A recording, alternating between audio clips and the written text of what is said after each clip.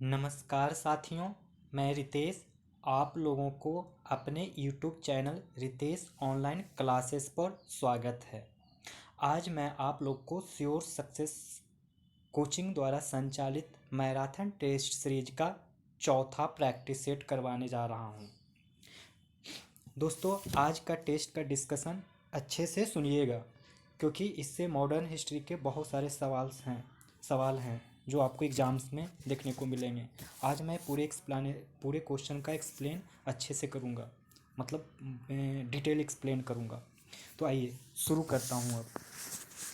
तो first question देखिए कि अध्यक्षीय संबोधन के समय जिस कांग्रेस अध्यक्ष ने हिंदी भाषा के लिए रोमन लिपि लागू करने की वकालत की, वे थे कौन थे? महात्मा गांधी थे, जवाहरलाल नेहरू थे, कि अबुल कलाम आज़ाद थे, कि डॉक्टर राजेंद्र प्रसाद, कि इनमें से कोई नहीं? तो बताइए दोस्तों, इसका सही जवाब बताइए। दोस्तों, इसका सही जवाब ई थे, इनमें से कोई थे ही नहीं। दोस्तों, ये थे सुभाष चंद्र बोस। दोस्तों, सुभाष चंद्र बोस ही थे जो, जब ये अपने कांग्रेस के अध्यक्ष थे, तब इन्होंने हिंदी भाषा के लिए रोमन लिपि लागू करने की वकालत की थी। दोस्तों, मैं आप लोग को बता दूं कि वर्ष 1938 में हरिपुरा अधिवेशन में, कहाँ दोस्तों? हरिपुरा अधिवेशन में इन्होंने यही कांग्रेस के अधिवेशन के अध्यक्ष थे। आगे क्वेश्चन, भारत के स्वतंत्रता प्राप्ति के बाद निम्नलिखित में से किसने सुझाव दिया था कि भारतीय राष्ट्रीय कांग्रेस को समाप्त कर दिया जाए? इसका राइट ऑप्शन हो जाएगा महात्मा गांधी। भारत के स्वतंत्रता प्राप्ति के बाद निम्नलिखित में से किसने सुझाव दिया था कि भारतीय राष्ट्रीय कांग्रेस को समाप्त कर देना चाहिए? तो वो थे महात्मा गांधी। नेक्स्ट क्वेश्चन, कांग्रेस के एक अधिवेशन में गवर्नर जनरल ने भाग लिया था। उक्त गवर्नर जनरल तथा अधिवेशन स्थल में निम्न में से कौन सा सही है? तो देखिए दोस्तों, क्या क्वेश्चन पूछ रहा है कि कांग्रेस का बहुत सारा अधिवेशन हुआ था, उस अधिवेशन में एक गवर्नर जनरल था जिसने भाग लिया था। तो पूछ रहा है कि ये जो नीचे का ऑप्शंस दिया है, इनमें से कौन सा गवर्नर जनरल किस अधिवेशन में थे, ये सही है या नहीं। जैसे इसका जो पहले मैं बता देता हूँ राइट ऑप्शन, इसका जो राइट ऑप्शन होगा वो है लॉर्ड बिलिंगटन। लॉर्ड बिलिंगटन ही थे जो कि बम्बई का, जब कांग्रेस का अधिवेशन चल रहा था 1915 में, तो ये मौजूद थे। लेकिन यहाँ पे आपको ध्यान देने की बात है कि जिस वक्त ये अध्यक्षता में पार्टिसिपेट किए थे, उस वक्त बम्बई के ये गवर्नर थे। लेकिन ये उस वक्त भारत के गवर्नर जनरल नहीं थे। भारत के गवर्नर जनरल ये 1931 में बने थे और 36 तक रहे थे, 1931 से 1936 के बीच में। तो क्वेश्चन क्लियर है दोस्तों कि लॉर्ड बिलिंगटन वो गवर्नर जनरल थे जो कि जब कांग्रेस का अधिवेशन 1915 में बम्बई में हुआ, तब उसमें पार्टिसिपेट किए। और लॉर्ड बिलिंगटन जिस वक्त पार्टिसिपेट किए थे, उस वक्त बम्बई के गवर्नर थे। लेकिन 1931 से 1936 के बीच में ये भारत के गवर्नर जनरल बने रहे। देखते हैं क्वेश्चन, नेक्स्ट क्वेश्चन, निम्नलिखित में से किस अधिवेशन में कांग्रेस ने पहली बार रियासतों के प्रति अपनी नीति घोषित की थी? तो इस क्वेश्चन का सही जवाब क्या होगा? कानपुर अधिवेशन में। दोस्तों, कानपुर अधिवेशन में ही कांग्रेस ने पहली बार रियासतों के प्रति अपनी नीति घोषित की। अगला सवाल, भारतीय राष्ट्रीय कांग्रेस के 1924 के अधिवेशन में महात्मा गांधी द्वारा मात्र एक बार अध्यक्षता की, वो कहाँ था? तो इसका राइट ऑप्शन हो जाएगा सी, बेलेगांव। बेलेगांव में ही महात्मा गांधी ने मात्र एक बार अध्यक्षता की है कांग्रेस का, और वो था वर्ष 1924। Next question, question number 6। वैसे मैं 5 क्वेश्चन के बारे में कुछ और मैं बता देता हूँ कि महात्मा गांधी ने 1924 में बेलेगांव का अधिवेशन में अध्यक्षता किए थे। और एनी बेसेंट ने ध्यान से सुनिएगा, एनी बेसेंट ने 1917 में कलकत्ता के कांग्रेस के अधिवेशन में अध्यक्षता किए थे। ये है एनी बेसेंट दोस्तों। ये एनी बेसेंट भारत कांग्रेस के पहली महिला, या कह सकते हैं कि पहली विदेशी महिला में भी और पहली विदेशी महिला में भी पहली बार एनी बेसेंट ने 1970 में अध्यक्षता की है।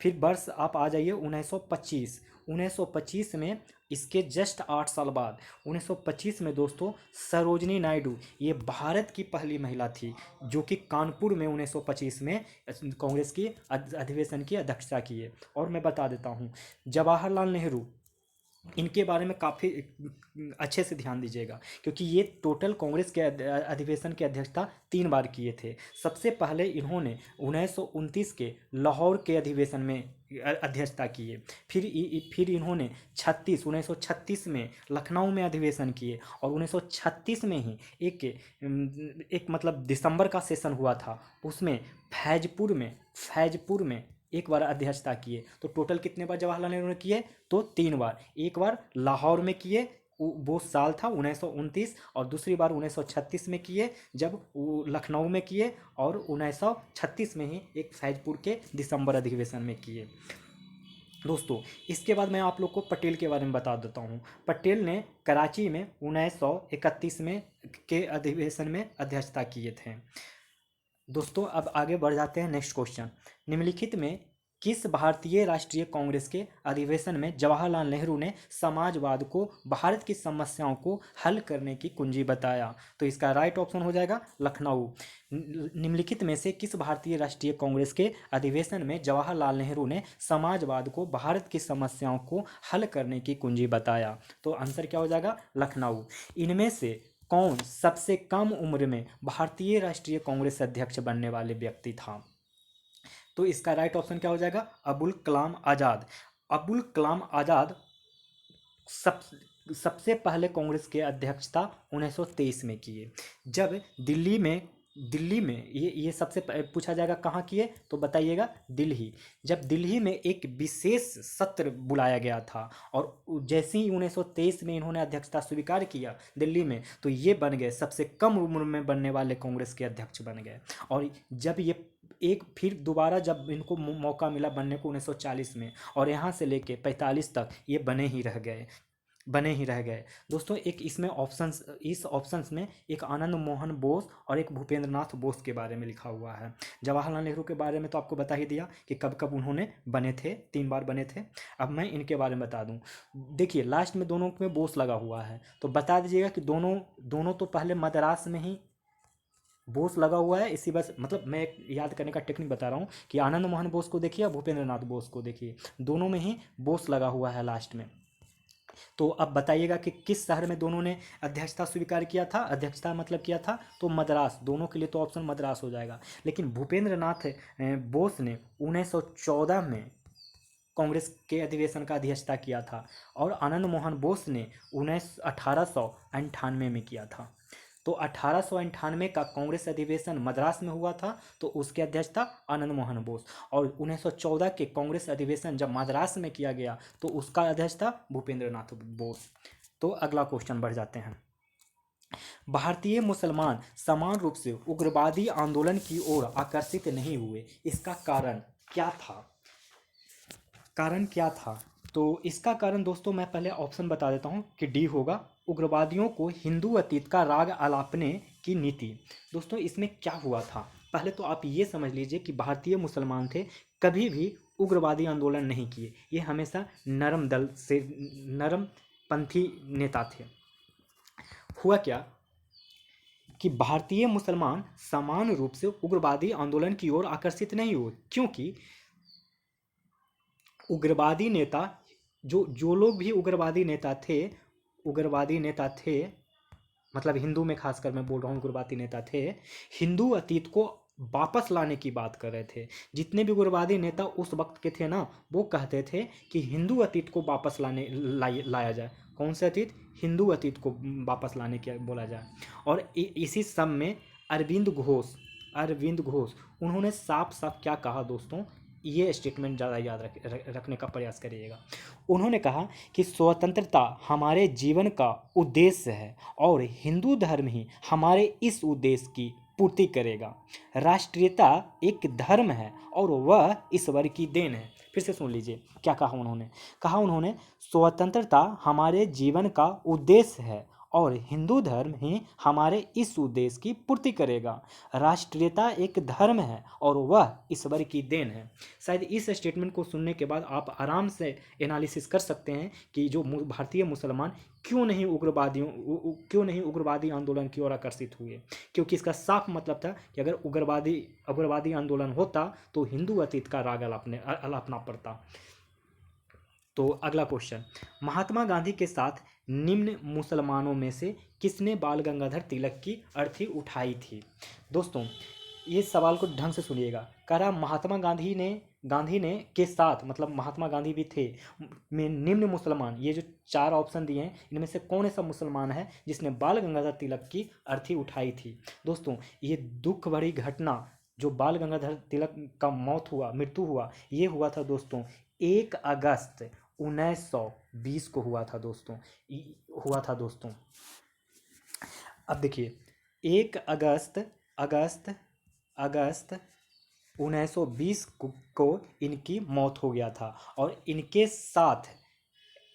साथ महात्मा गांधी के साथ दोस्तों सैफुद्दीन किचलू, एक सेकंड, हाँ सॉरी, शौकत अली, महात्मा गांधी के साथ जो निम्न मुसलमान थे वो शौकत अली के साथ अर्थी उठाई थी। और इनके साथ साथ, ये तो मुसलमान हो गए, इनके साथ साथ सैफुद्दीन किचलू भी थे जिन्होंने बाल गंगाधर तिलक की अर्थी उठाई थी। और शोक गीत किसने, अगर पूछा जाए कि शोक गीत किसने पढ़ा था तो आप बताइएगा मौलाना हसरत मोहानी। किसने? मौलाना हसरत मोहानी ने। शायद आपको अब याद हो गया होगा। मैं 3-4 बार रिपीट इसीलिए करता हूँ कि आपको क्वेश्चन को मतलब प्रैक्टिस सेट करते करते बहुत सारे फैक्ट्स आपको याद हो जाने चाहिए। और इस वाले प्रैक्टिस सेट में बहुत सारे फैक्ट्स हैं, तो ये वीडियो बहुत लंबा होगा, तो आप धैर्य बनाकर सुनेंगे। जब मन न लगे तो पॉज करके थोड़ा घूम टहल लीजिएगा, फिर वापस आके दोबारा इसको सुनिएगा। और इस वीडियो को 2-3 बार सुनिएगा, क्योंकि ये राष्ट्रीय आंदोलन से, ये मेंस में भी काम आएंगे। तो अब देखते हैं अगला क्वेश्चन। मुजफ्फरपुर अहमद, S.A. डांगे, शौकत उस्मानी, नलिनी गुप्ता किस षड्यंत्र के लिए कैद किए गए थे? तो इसका राइट ऑप्शन हो जाएगा दोस्तों कानपुर बोल्शेविक षड्यंत्र कांड। दोस्तों S.A. डांगे का कभी कभी अगर इसका पूरा नाम लिखा रहेगा तो रहेगा श्रीपाद अमृत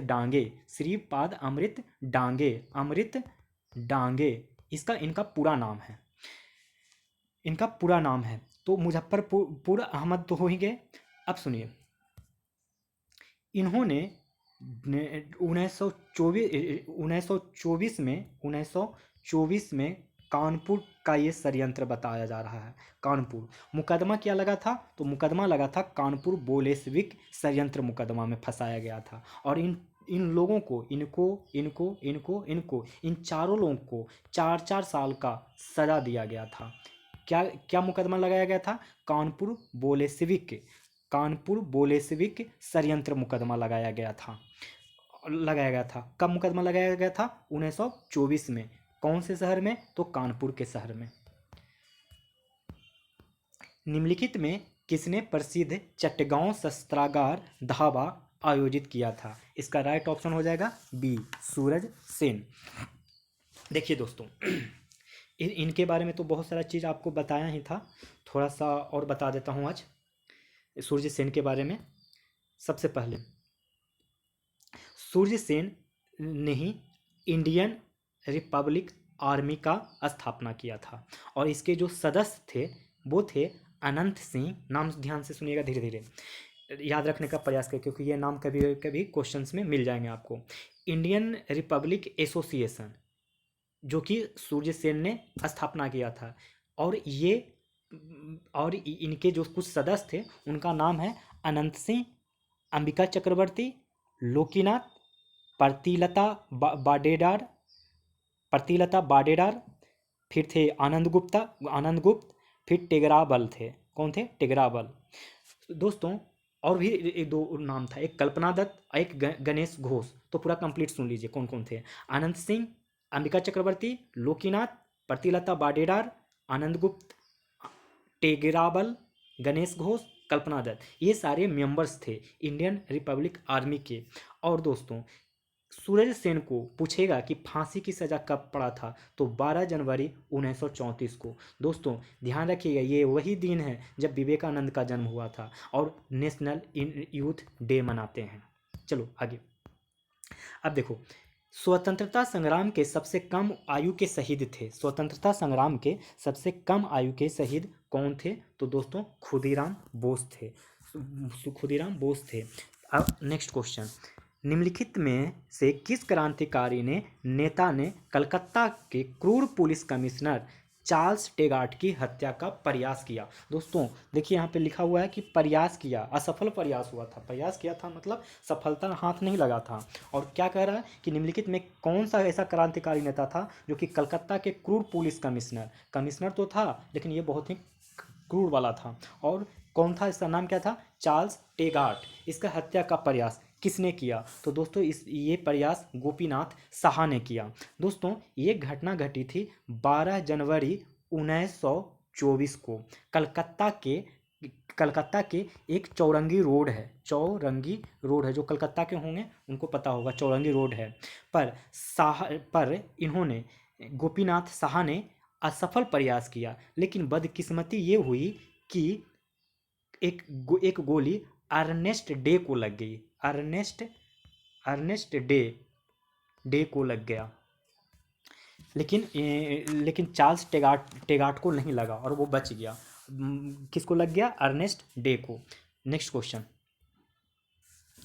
नेक्स्ट क्वेश्चन दोस्तों 40 नंबर, निम्नलिखित में से किस महिला क्रांतिकारी ने दीक्षांत समारोह में अपनी उपाधि ग्रहण करते समय अंग्रेज गवर्नर कुलाधिपति पर गोली चला दी? तो इसका राइट ऑप्शन हो जाएगा बीना दास। ये तो बहुत ही आसान सवाल है।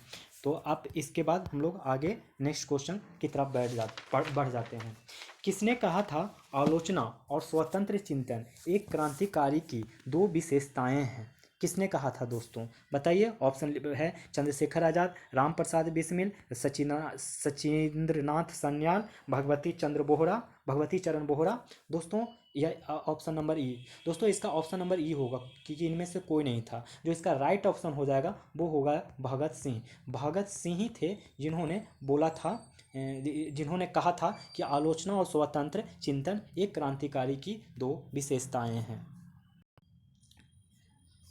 दोस्तों अगला क्वेश्चन, लाठी क्लब की स्थापना निम्नलिखित में किसने की थी लाठी क्लब? दोस्तों इसका सही ऑप्शन हो जाएगा बाल गंगाधर तिलक। दोस्तों हिंदू अखाड़ा शिवाजी महोत्सव और गणेश महोत्सव, शिवाजी महोत्सव, हिंदू अखाड़ा और लाठी क्लब, ये चारों का ही संबंध है बाल गंगाधर तिलक से। विश्व युद्धों के बीच वर्षों में भारत में सक्रिय क्रांतिकारी आंदोलन के संबंध में निम्नलिखित में से कौन सा कथन सत्य है? तो इसका राइट ऑप्शन हो जाएगा भगत सिंह, नौजवान भारत सभा के संस्थापक। भगत सिंह थे जो नौजवान भारत सभा के संस्थापक हुआ करते थे। दोस्तों और आपको बता दूं, अगर कोई पूछे कि अनुशीलन समिति के स्थापना किसने किया, तो ये चंद्रशेखर आज़ाद नहीं थे दोस्तों। ये जो थे वो थे पी मित्रा और पुलीन दास। कौन थे? पी मित्रा और पुलीन दास। और अगर कोई पूछे, ये तो नौजवान भारत सभा का तो भगत सिंह हो ही जाएगा। अब अगर कोई पूछे HRA यानी कि हिंदुस्तान रिपब्लिकन एसोसिएशन, तो आप क्या बताइएगा? तब आपको इस केस में बताना है, मैं बता दिया था कि सचिंद्रनाथ सन्याल, और इनके साथ थे राम प्रसाद बिस्मिल और जोगेश चंद्र चटर्जी भी थे। और ये Hindustan socialist Republican association Kanpur में बना था, कानपुर में। इसी का नाम दिल्ली के फिरोज शाह कोटला स्टेडियम पे HSRA हो गया, HRA से HSRA हो गया। दोस्तों एक और क्वेश्चन पूछता है, ये तो हो गया। और HRA अब हिंदुस्तान सोशलिस्ट रिपब्लिकन एसोसिएशन बोल रहा है कि सूर्य सेन ने किया था। नहीं दोस्तों, सूर्य सेन ने नहीं किया था। ये आपको बता ही दिया अभी थोड़ी देर पहले, ये चंद्रशेखर आज़ाद ने दिल्ली के फिरोज शाह कोटाला मैदान में किया था। इसके बारे में आप लोग को बता दिया हूँ। तो अगला क्वेश्चन देखते हैं कि निम्नलिखित सत्याग्रहों में से किसका नेतृत्व महात्मा गांधी ने नहीं किया था। तो दोस्तों इसका सही जवाब क्या हो जाएगा, बारदोली सत्याग्रह का नेतृत्व गांधी जी ने नहीं किया था। दोस्तों बारदोली जब हुआ था वो हुआ था 1928 में, और इसमें जो नेतृत्व किया था वो थे सरदार वल्लभ भाई पटेल। दोस्तों ये वल्लभ भाई पटेल को सरदार इसी आंदोलन में बोला गया था वहाँ की महिलाओं के द्वारा।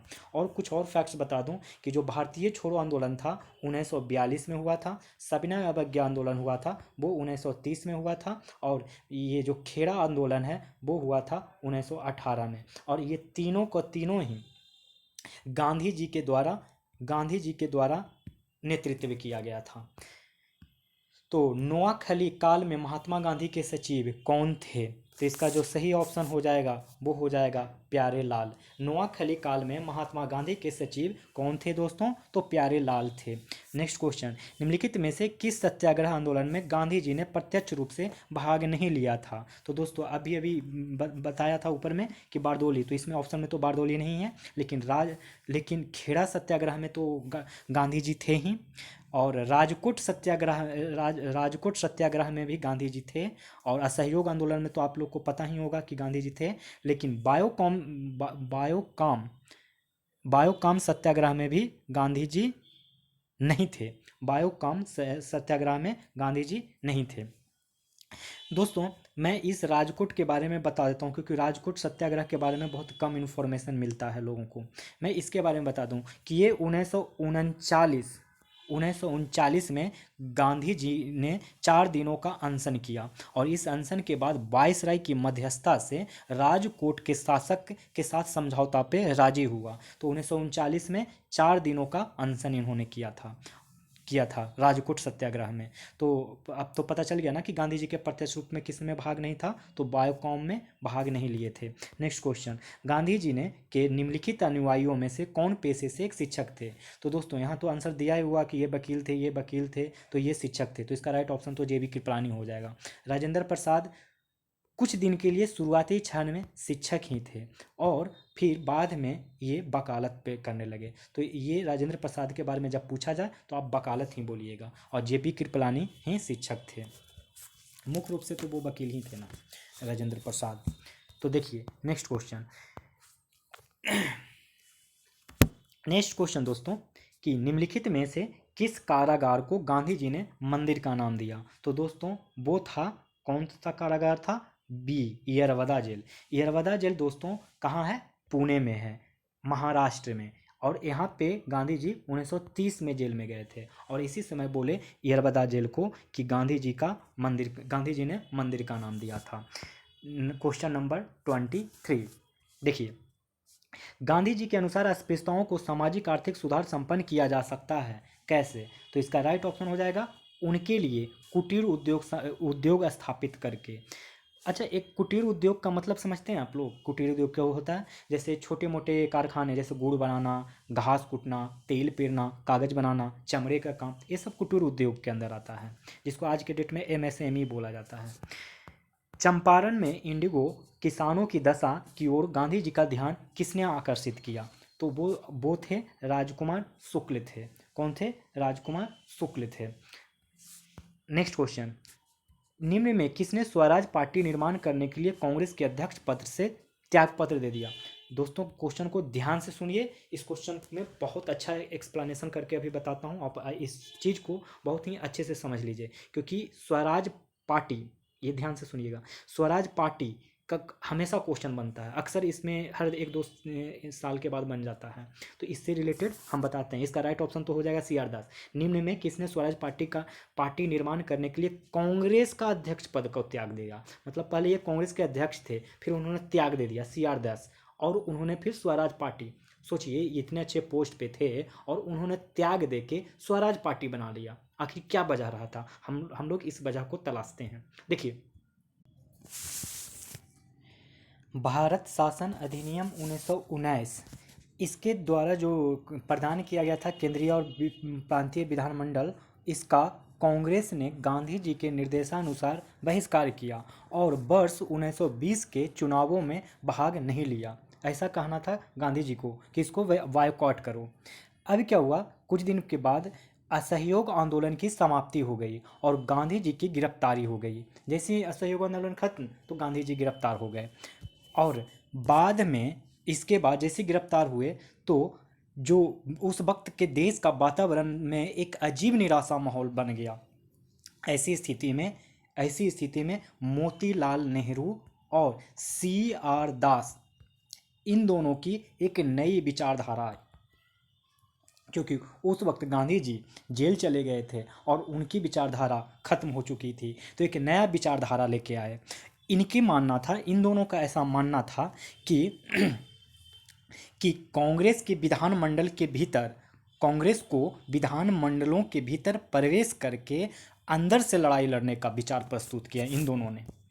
फिर क्या हुआ कि वर्ष 1929 के चुनावों के माध्यम से विधानमंडल में पहुंचने की योजना बना ली गई, किंतु वर्ष 1922 में कांग्रेस के गया अधिवेशन, ध्यान रखिएगा ये अधिवेशन बहुत ही इंपॉर्टेंट है, यही के अधिवेशन में अध्यक्षता कर रहे थे CR दास। तो उस अधिवेशन में क्या होता है कि कांग्रेस को गया अधिवेशन में बहुमत के साथ इस योजना को अस्वीकार कर दिया गया। कौन सा योजना था? ये योजना था कि 1923 के चुनाव में उस चुनावों के माध्यम से विधानमंडल में पहुंचने का योजना बनाया गया था, पर इस योजना को अस्वीकार कर दिया गया। क्यों? क्योंकि इन दोनों के अलावा मोतीलाल नेहरू और CR दास के अलावा और भी जो लोग व्यक्ति थे, वो दो विचारधारा, मतलब उस सेशन में, गया के अधिवेशन सेशन में 1923 वाला हुआ, 1923 वाला, इसमें टोटल दो विचारधारा में विभाजित हो गया। 1923 का विचारधारा दो विचारधाराओं में विभाजित हो गया।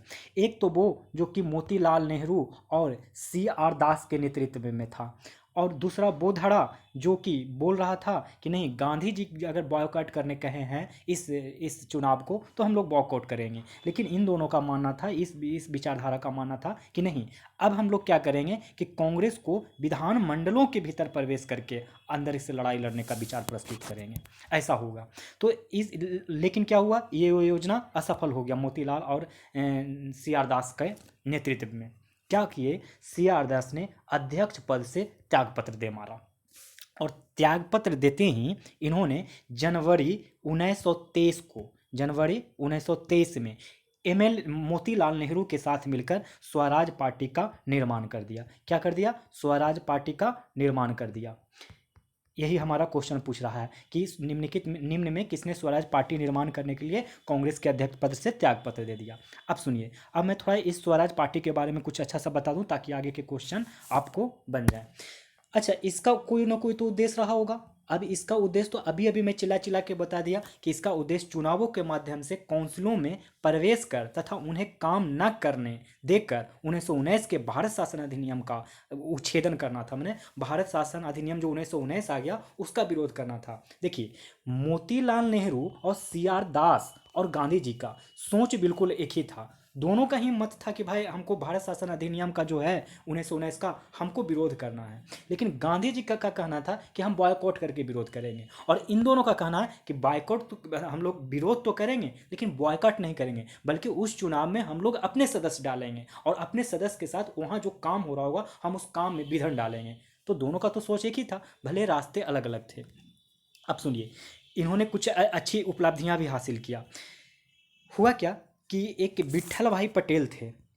विट्ठल भाई पटेल को आप स्वराज पार्टी के सह संस्थापक के रूप में जान सकते हैं। विट्ठल भाई पटेल को, इनको सेंट्रल लेजिस्लेटिव यानी केंद्रीय विधानमंडल में असेंबली का अध्यक्ष बना दिया गया। हुआ क्या कि नवंबर 1923 का वो दिन आ गया, वो महीना आ गया या वो समय आ गया जब इलेक्शन हो गया। तो 1923 में विधान परिषदों का चुनाव हुआ और उस चुनाव में 101 निर्वाचित सीटों पर 42 पर स्वराज पार्टी की जीत हासिल हुई। दोस्तों, एक ये वाला टर्म याद रखिएगा, टोटल उस वक्त 101 सीट थे। जिसमें 42 सीट पे स्वराज पार्टी ने जीत लिया। मध्य प्रांत में स्पष्ट बहुमत मिल गया। मध्य प्रांत में बंगाल में सबसे बड़े दल के रूप में उभरा। संयुक्त प्रांत बंबई में अच्छी सफलता मिल गई, लेकिन मद्रास और पंजाब में सफल नहीं हो सके। तो अगर कोई पूछेगा कि स्वराज पार्टी कहाँ कहाँ सफल हो गए, तो बताना है मद्रास और पंजाब में और मध्य प्रांत और बंगाल में बहुत पूर्ण बहुमत से जीत गए, और संयुक्त प्रांत और बंबई में भी अच्छी सफलता मिली। इतनी चीज़ें स्वराज पार्टी से रिलेटेड आप याद रखेंगे। एक चीज़ और बता दूं, एक नाम और याद रखिएगा, श्रीनिवास अयंगर। श्रीनिवास अयंगर ये कौन थे? तो ये मद्रास प्रांत स्वराज पार्टी के संस्थापक थे। मद्रास प्रांत के स्वराज पार्टी के संस्थापक थे तथा एनसी केलकर स्वराज दल के अन्य प्रमुख नेता थे। इसी मद्रास प्रांत में एक तो हो गए श्रीनिवास अयंगर और दूसरा थे एनसी केलकर थे। तो मेरे हिसाब से आप लोग को ये अब याद हो गया होगा बहुत सारे कंसेप्ट। और एक बात और याद रखिएगा कि विट्ठल भाई पटेल जब 1925 में 25 वो वर्ष था जिसमें वो असेंबली के अध्यक्ष चुने गए थे। यही स्वराज पार्टी का विट्ठल भाई पटेल को अध्यक्ष बनवाना, यही सबसे बड़ी जीत मानी जाती है स्वराज पार्टी की। तो हम अब अगला क्वेश्चन पे बढ़ते हैं, देखते हैं नेक्स्ट क्वेश्चन। मोतीलाल नेहरू स्वराज दल के नेता थे, निम्न में से कौन दल में नहीं थे?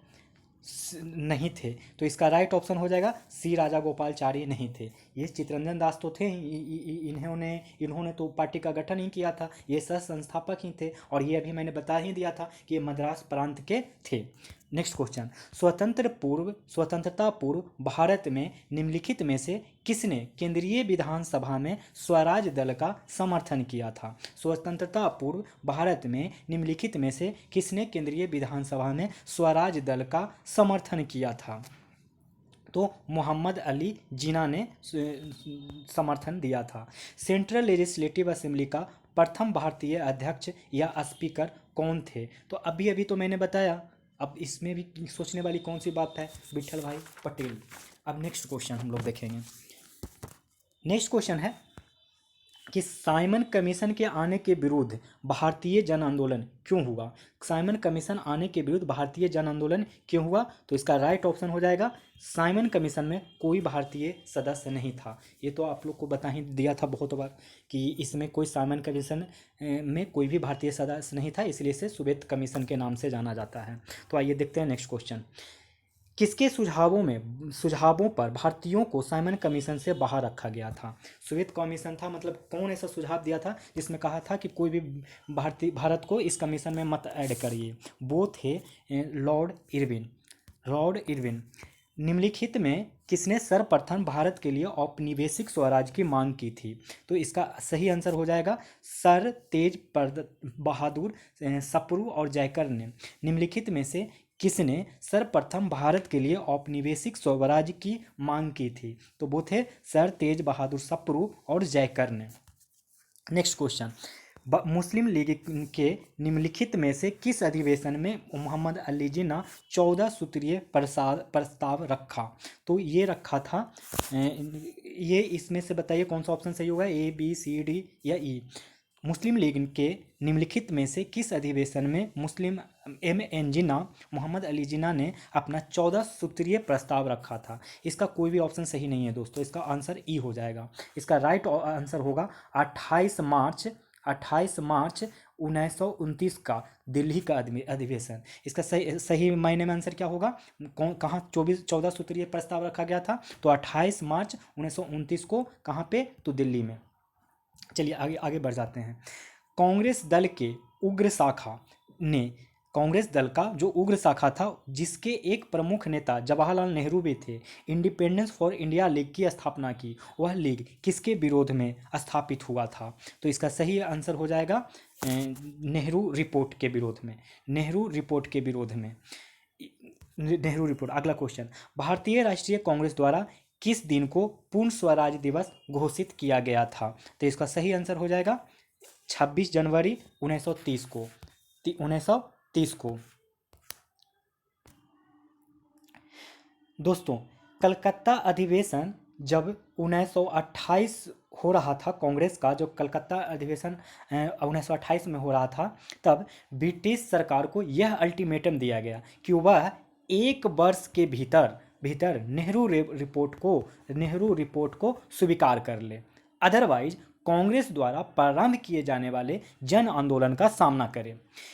तो ऐसा कांग्रेस के मंच के तरफ से नेताओं ने बोला, लेकिन निर्धारित समय सीमा के भीतर, मतलब जो 1 साल का अल्टीमेटम दिया गया था, उसमें सरकार द्वारा, ब्रिटिश सरकार, उस वक्त सरकार कौन होगा, ब्रिटेन वाले, सरकार द्वारा कोई निश्चित उत्तर नहीं मिलने की स्थिति में दिसंबर 1919 दोस्तों, दिसंबर 1929 को पंडित जवाहरलाल नेहरू की अध्यक्षता में कांग्रेस का एक ऐतिहासिक अधिवेशन हुआ, और वो अधिवेशन दोस्तों लाहौर में हुआ।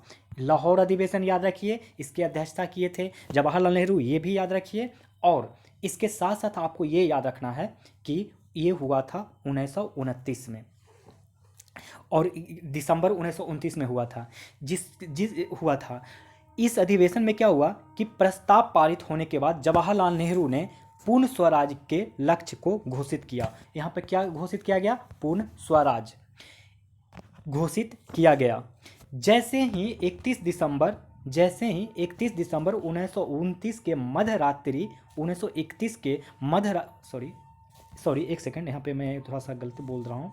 मैं बोल रहा हूँ कि 31 दिसंबर 1929 को मध्यरात्रि का घंटा बजा, कांग्रेस अध्यक्ष जवाहरलाल नेहरू ने लाहौर में रावी नदी के तट पर भारतीय स्वतंत्रता का झंडा तिरंगा फहराया। कांग्रेस कार्यकारिणी समिति ने द्वारा 2 जनवरी 1930 को अपनी बैठक में यह निर्णय लिया गया कि 26 जनवरी 1930 का दिन पूर्ण स्वराज दिवस के रूप में मनाया जाएगा।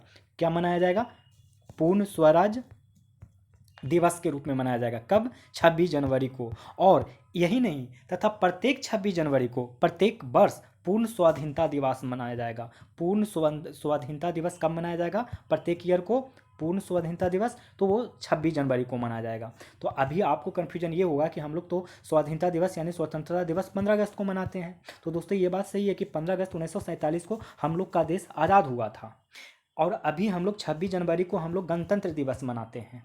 तो हुआ ये था कि 1931 से ही ये परंपरा बन गई, 1930 से ही ये परंपरा बन गई, 1930 से ही परंपरा बन गई कि हर साल मुझे स्वतंत्रता दिवस मनाना है 26 जनवरी को। और हम लोग का संविधान 26 नवंबर को बन के तैयार हुआ था। हम लोग का संविधान 26 नवंबर को बन के तैयार हुआ था। तो लोगों ने सोचा कि हम लोग आज़ादी तो 15 अगस्त को मनाते हैं, और 26 जनवरी को फिर आज़ादी कोई नहीं मनाएगा, तो हम लोग क्यों ना 26 नवंबर को जो संविधान बन के तैयार हुआ है, तो हम इसे अडॉप्ट कर लेते हैं 26 जनवरी को, और 26 जनवरी को हम लोग कह देंगे रिपब्लिक डे, दैट मीन्स गणतंत्र दिवस। इसलिए 15 अगस्त को हम लोग मनाते हैं स्वतंत्रता दिवस, और 26 जनवरी को हम लोग मनाते हैं गणतंत्र दिवस, that is Republic day. And 26 नवंबर को हम लोग मनाते हैं कॉन्स्टिट्यूशन डे, दैट इज संविधान दिवस। तो आप शायद आपको ये तीनों डेट से कन्फ्यूजन दूर हो गया होगा। एक है 26 जनवरी, एक है 26 नवंबर, और एक है 15 अगस्त।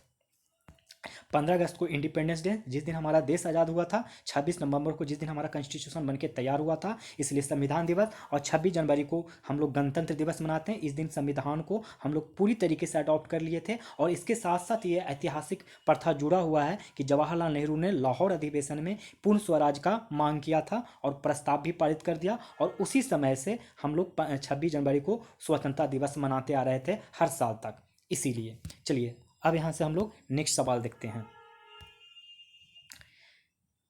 नेक्स्ट सवाल है कि भारतीय राष्ट्रीय कांग्रेस द्वारा, ये तो हो ही गया ना, भारतीय राष्ट्रीय कांग्रेस के निम्नलिखित अधिवेशन में किस एक की अध्यक्षता जवाहरलाल नेहरू ने सर्वप्रथम की थी। तो ये वही सवाल है दोस्तों, यही वो सवाल में लाहौर अधिवेशन 1929, इसी अधिवेशन में पूर्ण स्वराज की मांग प्रस्ताव को पारित किया गया। नेक्स्ट क्वेश्चन, किस कांग्रेस सत्र में कार्यकारी कमेटी के सविनय अवज्ञा आंदोलन प्रारंभ करने का अधिकार दिया गया। तो इसका राइट ऑप्शन क्या हो जाएगा दोस्तों, जल्दी बताइए। इसका राइट ऑप्शन हो जाएगा लाहौर सत्र में।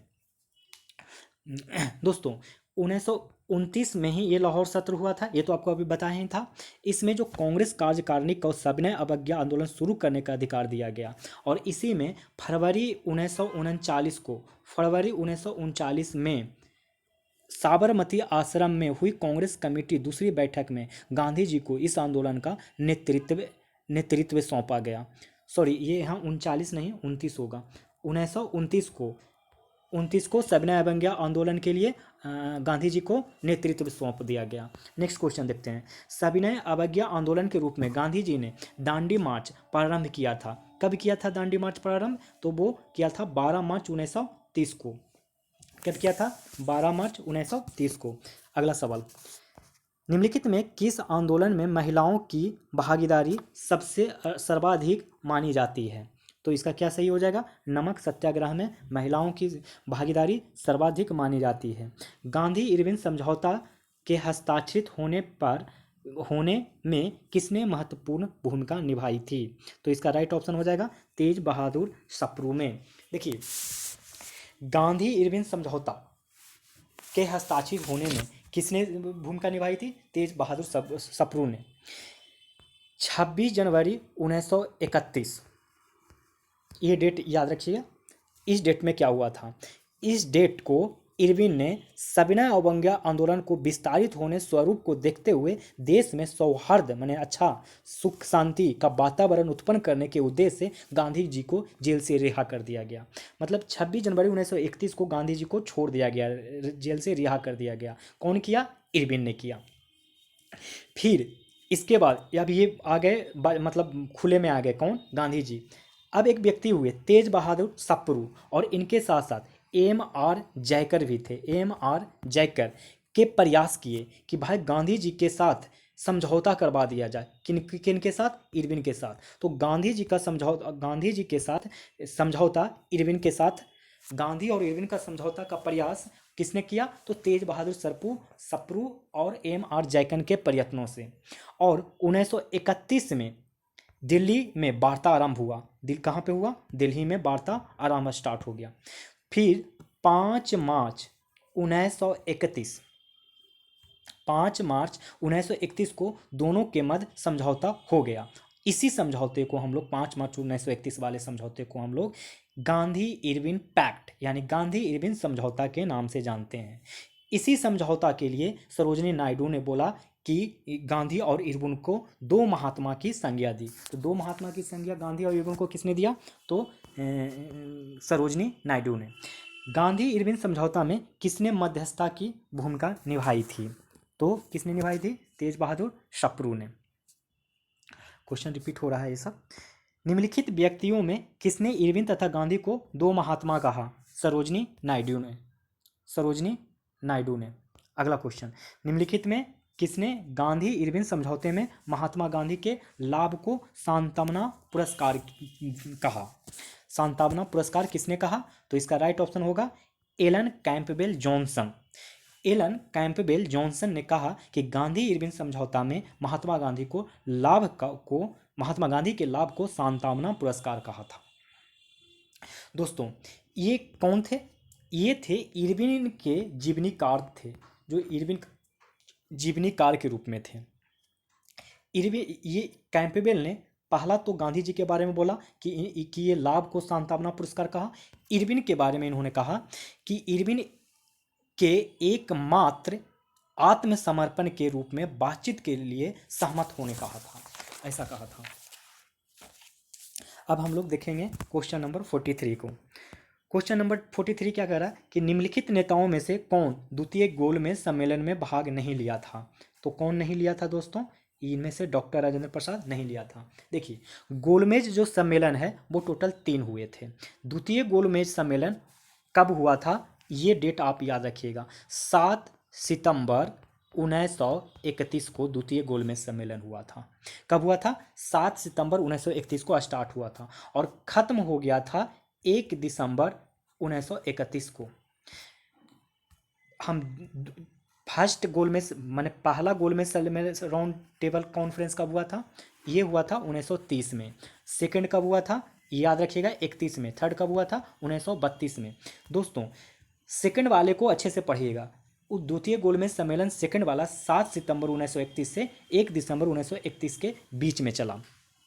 और दोस्तों बता देता हूँ, इसमें कह रहा है कि द्वितीय गोलमेज सम्मेलन में भाग नहीं लिया था। किसने भाग नहीं लिया था? तो डॉक्टर राजेंद्र प्रसाद ने नहीं लिया था। कांग्रेस के तरफ से कांग्रेस के रिप्रेजेंटेटिव के रूप में मात्र एक एम के गांधी गए थे, महात्मा गांधी, और इनके साथ कुछ व्यक्ति और लंदन गए थे, जैसे सचिव महादेव देसाई, प्यारेलाल, मीराबेन, देवदास गांधी भी इनके साथ गए थे लंदन तक। लेकिन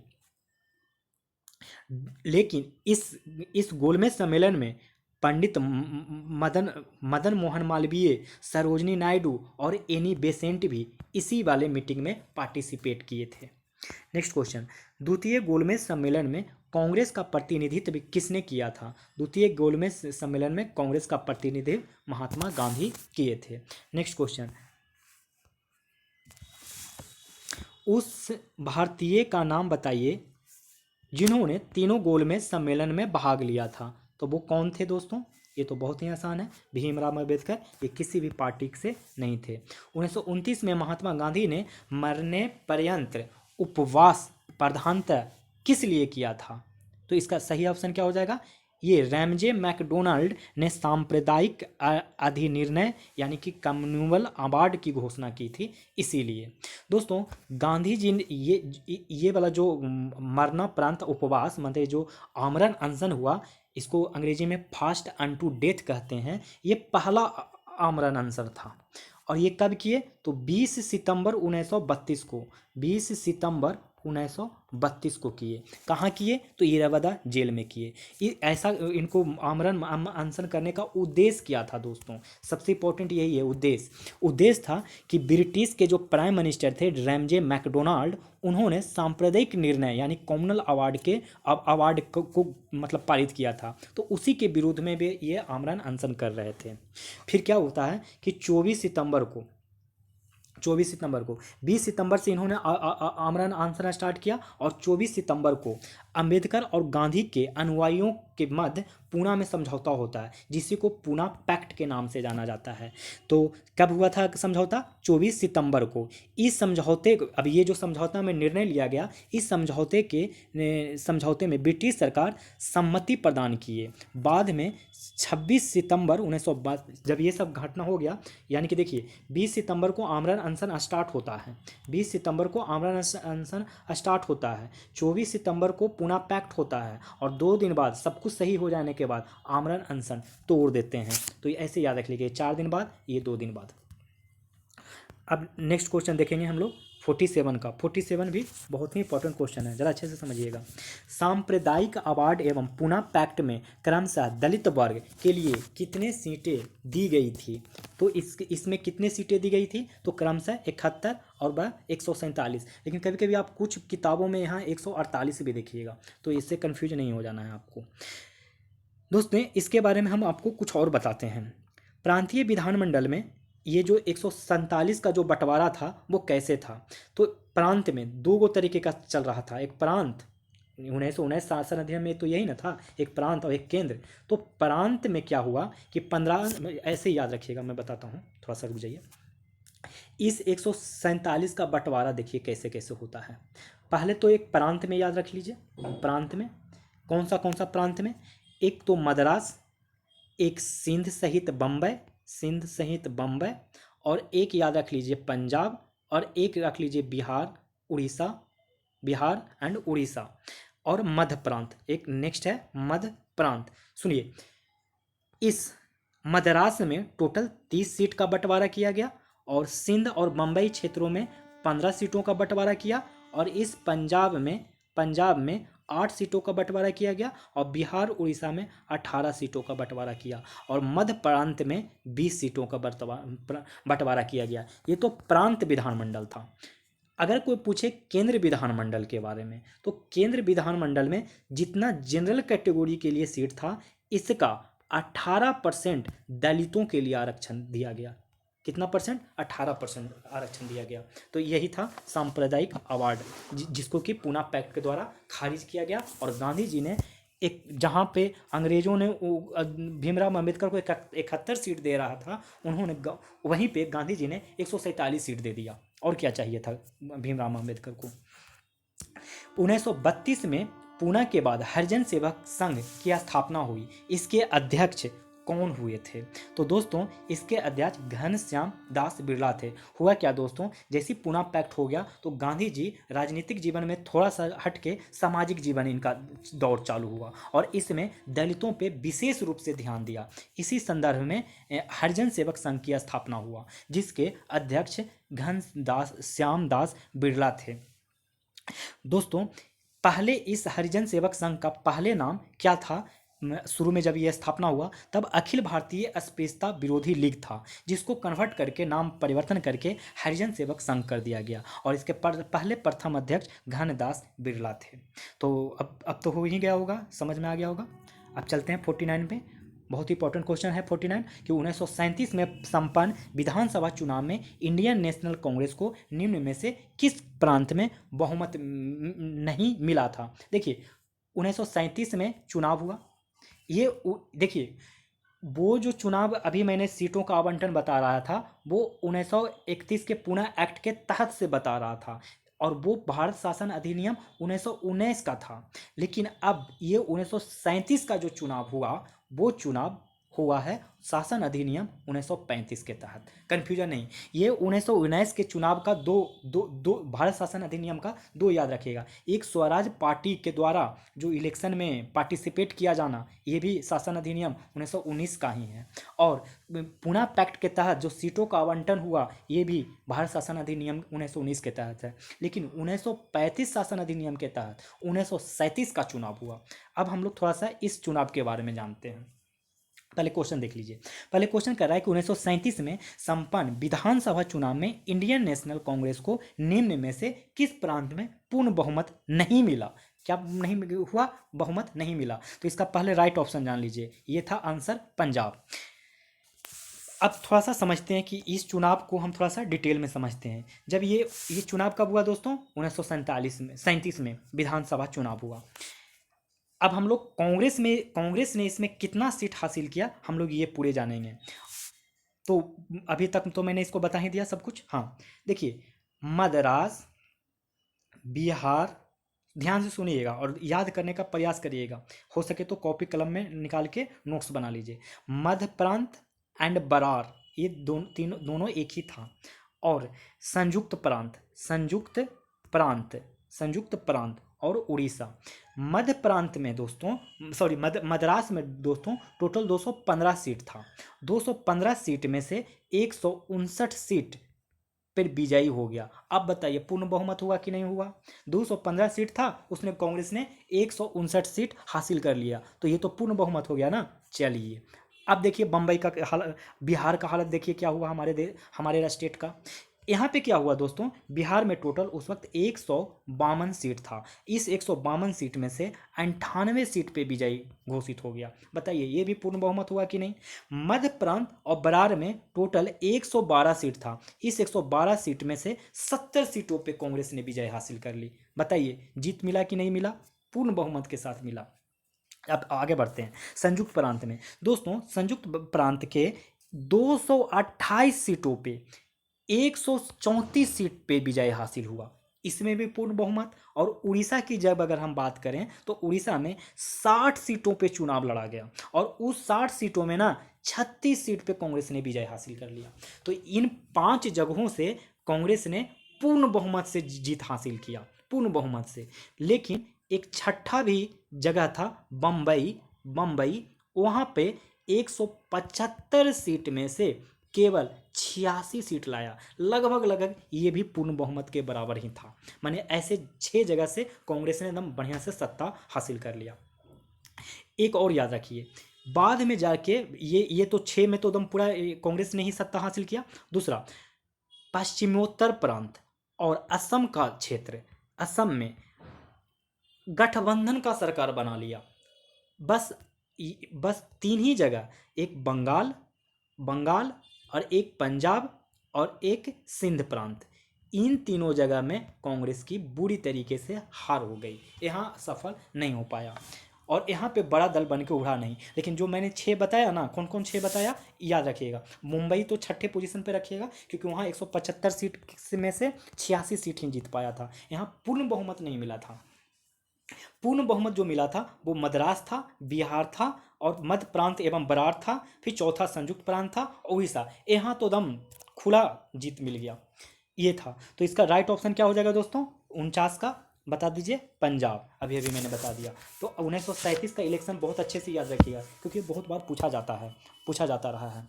चलिए देखिए, 50 नंबर क्वेश्चन देखते हैं। प्रांतीय सरकारों का गठन निम्नलिखित में से किस अधिनियम के तहत किया गया? अभी अभी तो मैंने बताया था कब किया गया था, 1935, क्योंकि इसमें सिर्फ प्रांतीय सरकारों का गठन करना था। वह प्रांत जहां 1937 के आम चुनाव के बाद भारतीय कांग्रेस ने अपनी सरकार नहीं बनाई, तो बताइए कहाँ नहीं बनाई? अभी अभी तो अच्छे से बताया कि बंगाल, मद्रास और सिंध प्रांत में नहीं बनाया। 6 जुलाई 1942 को वर्धा में महात्मा गांधी ने कांग्रेस के कार्यकारी समिति में अपना भारत छोड़ो आंदोलन की चर्चा की। तब उस समिति के अध्यक्ष थे, कौन थे उसके अध्यक्ष? तो वो थे कौन थे? तो मौलाना अबुल कलाम आज़ाद थे। दोस्तों इस बैठक में, इस वर्धा वाला जो हुआ, क्या है, गांधी जी, महात्मा गांधी ने कार्यकारी समिति अपने भारत छोड़कर आंदोलन, उस समिति के अध्यक्ष थे। तो ये जो 6 जुलाई 1942 को जो वर्धा में से बैठक हुआ था, तो उसके अध्यक्ष तो मौलाना अबुल कलाम आज़ाद ही थे। लेकिन इनके साथ साथ उस बैठक में और लोग भी मौजूद थे, जो बड़े बड़े नाम हैं, जैसे सरोजनी नायडू, और क्या है, जवाहरलाल नेहरू, वल्लभ भाई पटेल, राजेंद्र प्रसाद, पट्टाभी रमैया, जीभी पंत, प्रफुल्ल चंद्र घोष, सैयद महमूद, आसफ अली, अरुणा आसफ अली, जेबी कृपलानी, महात्मा गांधी भी थे। इस सारे लोग मिलके इस बैठक में किए। इस बैठक में दोस्तों, इसमें भारत छोड़ो आंदोलन प्रस्ताव को पारित किया गया। कब? 6 जुलाई 1942 को। कहाँ? वर्धा में। कहाँ हुआ था? वर्धा में। तो अब देखिए अगला क्वेश्चन। भारत छोड़ो आंदोलन का प्रस्ताव बंबई के किस मैदान में पारित किया गया? तो ये तो बहुत ही अच्छा है सवाल है, ग्वालियर टैंक। चलिए हम इसके बारे में कुछ डिटेल बता देते हैं, ताकि याद रखिएगा।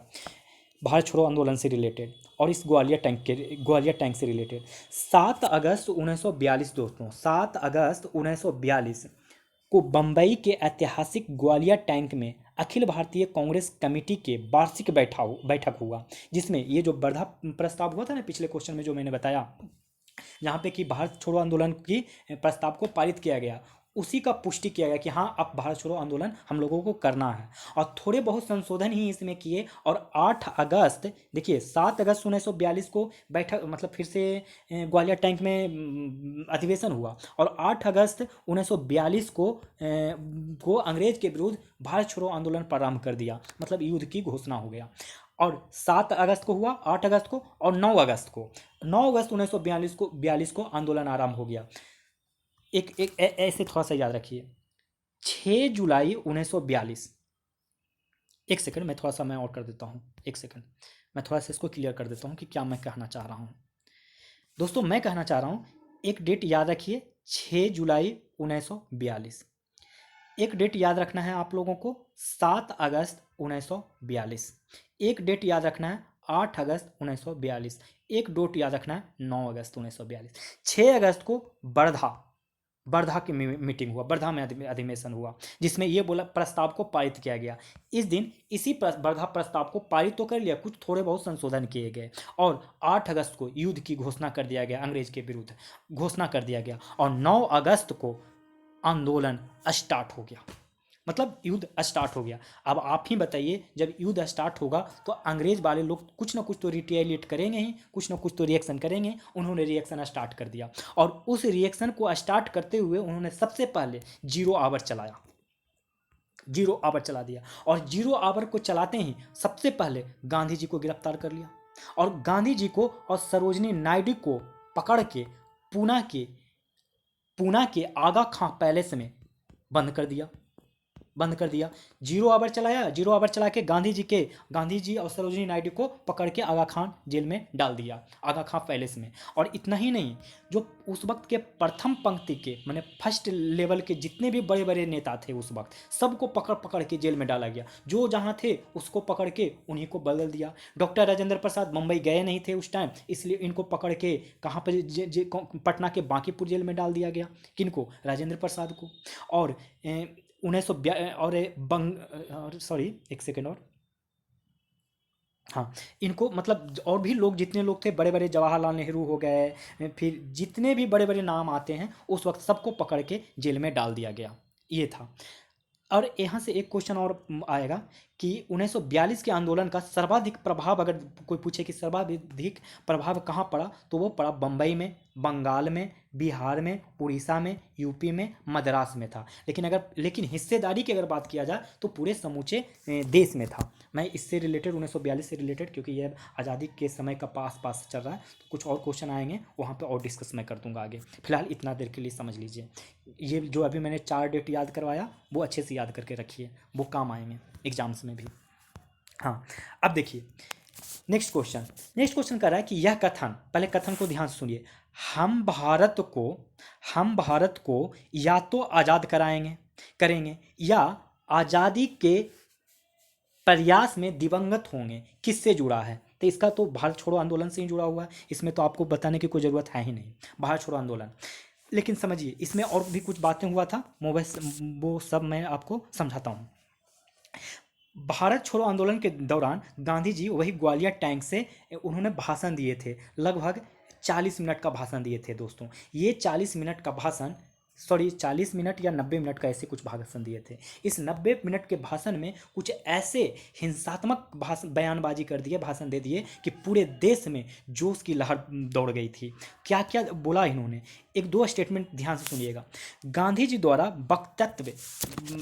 जी द्वारा विशेष रूप से क्या बोला गया कि संपूर्ण आज़ादी में से कम किसी भी चीज़ में संतुष्ट होना वाला नहीं हूँ।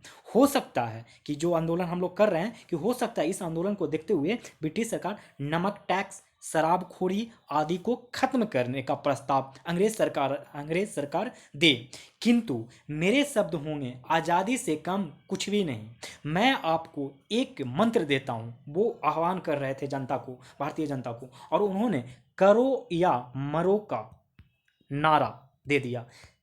दोस्तों, इसका सीधा सा आशय है कि या तो हम भारत को आज़ाद कराएंगे या आज़ादी के प्रयास में दिवंगत हो जाएंगे। तो ये बहुत ही भड़काऊ भाषण था। ये पहली बार गांधी जी के द्वारा इस तरीके के शब्दों का इस्तेमाल किया गया था, भड़काऊ। और इसके बाद तो पता ही है कि 0 आवर चलाया गया और ये इनको बंद कर दिया गया। तो आप शायद समझ गए होंगे कि ये वाला कब दिया गया था, तो भारत छोड़ो आंदोलन के टाइम पे। नेक्स्ट क्वेश्चन देखते हैं। जब भारतीय राष्ट्रीय कांग्रेस ने भारत छोड़ो आंदोलन प्रस्ताव पारित किया तो उस वक्त कांग्रेस के अध्यक्ष कौन थे? दोस्तों ये बहुत ही आसान सा जवाब है, मौलाना अबुल कलाम आज़ाद। इसमें मत कंफ्यूज होइएगा। नेक्स्ट क्वेश्चन, निम्न में कौन कांग्रेस रेडियो पर भारत छोड़ो आंदोलन की अवधि में नियमित रूप से कार्यक्रम प्रसारित करता था? तो इसका राइट ऑप्शन जो होगा वो होगा राम मनोहर लोहिया कांग्रेस रेडियो पर भारत छोड़ो आंदोलन की अवधि में नियमित रूप से कार्यक्रम प्रसारित करता था। दोस्तों, बंबई के विभिन्न भागों में कांग्रेस का गुप्त रेडियो प्रसारित किया जाता था, जिसको मद्रास तक सुना जाता था। और एक उषा मेहता यहाँ जो देख रहे हैं, सोचिए यहाँ पे तो नहीं है, लेकिन एक उषा मेहता बोल के भी थे, ये भी कांग्रेस के भूमिगत रेडियो का संचालन करने वाले छोटे दल के एक महत्वपूर्ण सदस्य थी। क्योंकि एक्चुअली में मैंने बताया ना कि जैसे ही युद्ध की घोषणा हुआ, 9 अगस्त को आंदोलन स्टार्ट हुआ, उस वक्त प्रथम पंक्ति के जितने भी नेता थे उनको गिरफ्तार करके जेल में डाल दिया गया ब्रिटिश सेना को। तो अब लोगों को गाइडेंस करने वाला, जनता को गाइडेंस करने वाले कोई नेता को छोड़ा ही नहीं था। इसीलिए अब सब लोग को पता उस वक्त, क्योंकि कोई मोबाइल का ज़माना तो था नहीं, तो लोगों को लगा कि शायद आंदोलन खत्म हो गया होगा। लेकिन आंदोलन खत्म ना हो, आंदोलन को अच्छे ढंग से चलाने के लिए रेडियो का इस्तेमाल किया गया, उषा मेहता के द्वारा भी और राम मनोहर लोहिया के द्वारा भी, ताकि आंदोलन और बढ़ता रहे, और वो भी गुप्त रूप से। दोस्तों, अब हम लोग नेक्स्ट क्वेश्चन की तरफ बढ़ते हैं। भारत छोड़ो आंदोलन के दौरान बकरी का टापू में अखिल भारतीय आज़ाद दस्ता का गठन किया था। कौन किया था दोस्तों? जयप्रकाश नारायण। दोस्तों भारत छोड़ो आंदोलन के दौरान जयप्रकाश नारायण ने नेपाल की तराई के बकरी का टापू एक जगह है में अखिल भारतीय आज़ाद दस्ता का गठन किया था। आज़ाद दस्ता का गठन विशेष रूप से सरकार के विरुद्ध तोड़फोड़ के कार्रवाइयों के लिए किया गया था ताकि युद्धों में सरकार को बाधा पहुंचे। मई 1943 में ब्रिटिश सरकार के दबाव की वजह से नेपाल की सरकार क्या किया कि जयप्रकाश नारायण को गिरफ्तार कर लिया। उनके साथ गिरफ्तार व्यक्तियों में एक राम मनोहर लोहिया थे, श्यामानंदन सिंह थे और बैद्यनाथ झा था। कार्तिक प्रसाद भी था, कार्तिक प्रसाद सिंह भी थे। दोस्तों ये खत्म हो गया क्वेश्चन। भारत छोड़ो आंदोलन के समय इंग्लैंड के प्रधानमंत्री कौन थे? तो ये दोस्तों अच्छे से याद रखिएगा, विंस्टन चर्चिल थे। ये 1940 से 45 के बीच में रहे थे। डॉक्टर राजेंद्र प्रसाद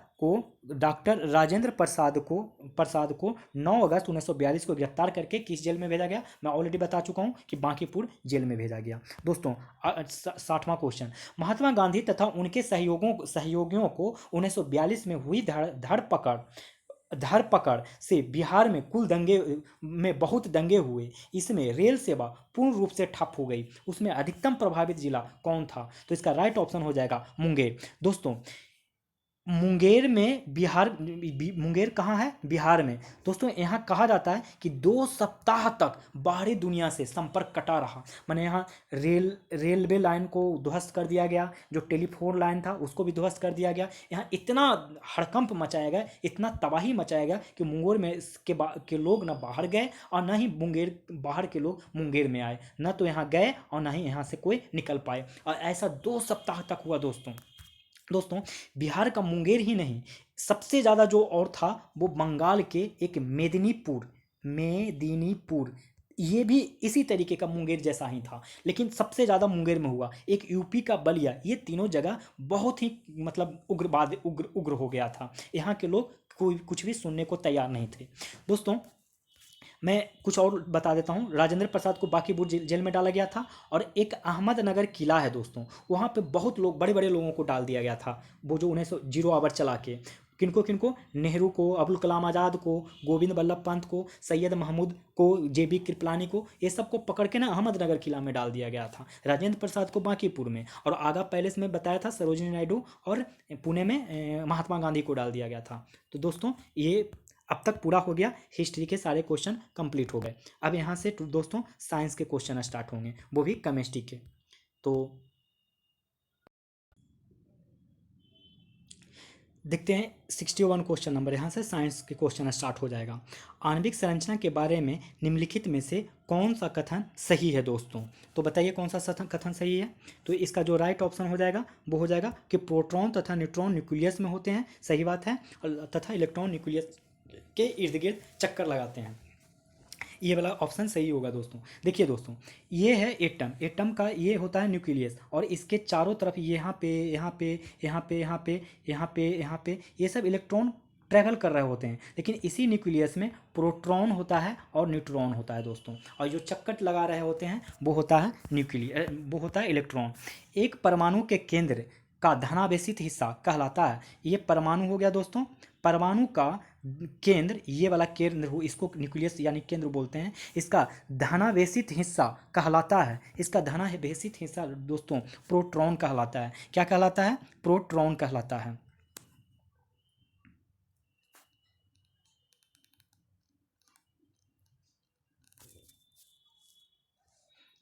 प्रोटॉन कहलाता है। नेक्स्ट क्वेश्चन देखते हैं। नेक्स्ट क्वेश्चन, निम्न में कौन सा अणु एटम का भाग नहीं है? इसमें फोटॉन एटम का भाग नहीं है दोस्तों। मैंने बता दिया था कि इसके बीच में न्यूक्लियस के बीच में प्रोटॉन न्यूट्रॉन घूमेगा, चारों तरफ इलेक्ट्रॉन, और फोटॉन नहीं होते हैं दोस्तों। फोटॉन आखिर होता क्या है? तो फोटॉन होता है ऊर्जा का एक पैकेट होता है, बंडल होता है, ये प्रकाश के वेग के साथ ही चलता रहता है। तो अब हम लोग क्वेश्चन नंबर 64 में आते हैं। दोस्तों देखिए, एक ही प्रकार के परमाणु निम्न में से किसमें मिलता है? तो दोस्तों इसका सही ऑप्शन क्या हो जाएगा? प्राकृतिक तत्व में मिलता है। नेक्स्ट क्वेश्चन, अल्फा कण के दो धन आवेश होते हैं, इसका द्रव्यमान लगभग बराबर होता है हीलियम के एक परमाणु के नाभिक में। इसकी मात्रा जो होता है, अल्फा कण के दो धन आवेश का जो मात्रा होता है वो हाइड्रोजन परमाणु के मात्रा के 4 गुना होता है। हाइड्रोजन परमाणु के मात्रा के 4 गुना होता है अल्फा कण के दो धन आवेश। नेक्स्ट क्वेश्चन, हीलियम के नाभिक में होता है दोस्तों, हीलियम एक एलिमेंट है, उसके नाभिक में क्या होता है, तो 2 प्रोटॉन और 2 न्यूट्रॉन होता है। निम्नलिखित में से किसमें ऋणात्मक आवेश होता है। अल्फा किरण दोस्तों अल्फा कण से ही बना है और अल्फा कण पॉजिटिव होता है। बीटा कण दोस्तों बीटा कण ही हमारा क्या होता है, निगेटिव होता है और गामा किरण न्यूट्रल होता है। तो बीटा कण इज द ऑप्शन। निम्नलिखित में से कौन आवेश रहित है, कौन सा इसमें आवेश रहित है, तो दोस्तों न्यूट्रॉन ही आवेश रहित है। दोस्तों 1932 में जेम्स चैडविक ने इसका आविष्कार किया था। परमाणु में कक्षों को भरने का क्रम नियंत्रित होता है, किसके द्वारा होता है दोस्तों, तो ये होता है अफबाउ सिद्धांत के द्वारा। दोस्तों इस अफबाउ जो है ये जर्मन शब्द है और इसका मतलब होता है निर्माण। मैं इसके बारे में बता देता हूँ, इस नियम के बारे में। यह नियम तत्वों के इलेक्ट्रॉनिक कॉन्फ़िगरेशन लिखने की आसान विधि है। इसके अनुसार कहता है कि इलेक्ट्रॉन सर्वप्रथम निम्न ऊर्जा स्तर में जाता है। जब यह ऊर्जा स्तर पूर्णतः भर जाता है तब इलेक्ट्रॉन इस ऊर्जा स्तर के उच्च स्तर में जाता है। इस प्रकार यह क्रम चलता रहता है। यह सिद्धांत अफबाउ पाउली के अपवर्जन नियम और हुंड के मैक्सिमम मल्टीसिप्लिटी नियम तथा कक्षों की तुलनात्मक ऊर्जाओं रिलेटिव एनर्जी पर आधारित होता है दोस्तों। नेक्स्ट क्वेश्चन, रासायनिक तत्व के अणु के संदर्भ में चुंबकीय क्वांटम संख्या का संबंध है। दोस्तों इसका आंसर तो हो जाएगा अभिविन्यास। चुंबकीय क्वांटम संख्या इसको डिनोट करते हैं एम से। इसमें इलेक्ट्रॉन कक्ष में इसका संबंध इलेक्ट्रॉन कक्ष के अभिक्रिया से है, अभिविन्यास से है। दोस्तों आप लोग को तो पता ही होगा कि ये जो संदर्भ में चुंबकीय क्वांटम संख्या, कितने क्वांटम संख्याएं होती है, तो एक तो हो गया चुंबकीय क्वांटम संख्या, दूसरा हो गया प्रिंसिपल क्वांटम संख्या, तीसरा हो गया एजीमुथल क्वांटम संख्या, स्पिन क्वांटम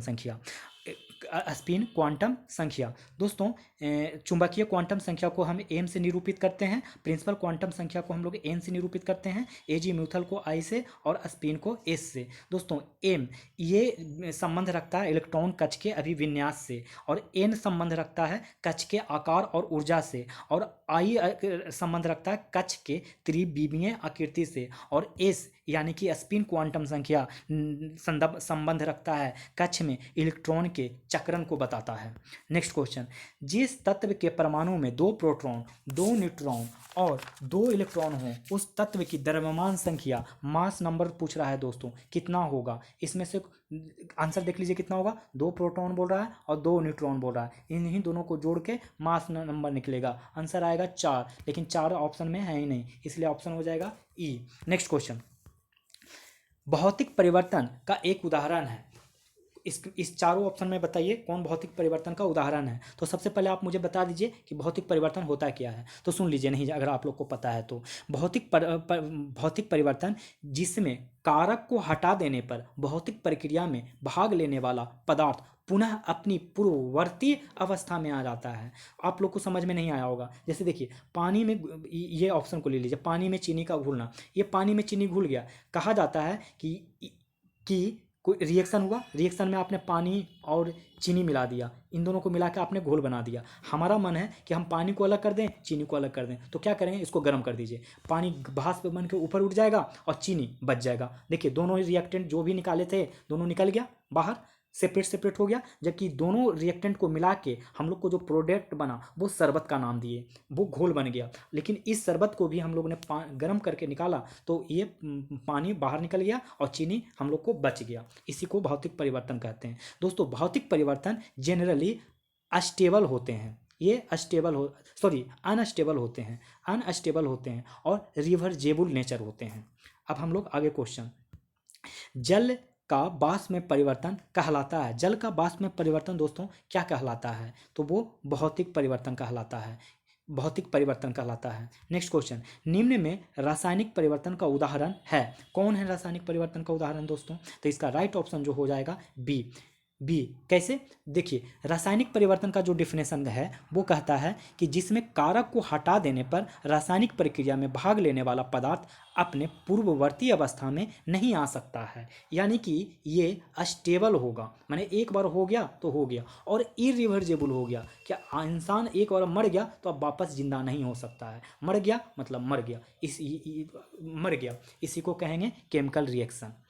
तो अब आप लोग को समझ में आ गया, जैसे इसका सब्जियों का पकाने में उनका मुलायम हो जाना, ये उसी का एग्जाम्पल है। जल अपघटन में ऊर्जा किस रूप में उत्पन्न होती है? तो इसका राइट ऑप्शन क्या हो जाएगा दोस्तों?